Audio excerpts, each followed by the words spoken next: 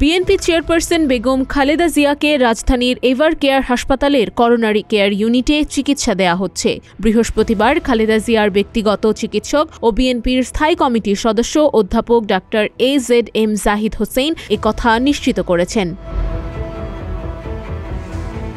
তিনি বলেন, মেডিকেল বোর্ডের দেশি বিদেশি বিশেষজ্ঞরা সিসিইউতে খালেদা জিয়ার শারীরিক অবস্থা নিবিড়ভাবে পর্যবেক্ষণ করছেন।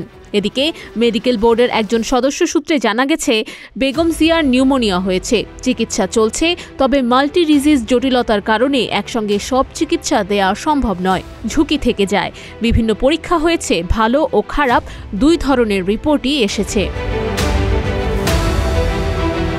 এর আগে রোববার রাত ৮টার দিকে এভার কেয়ার হাসপাতালে ভর্তি করা হয় খালেদা জিয়াকে।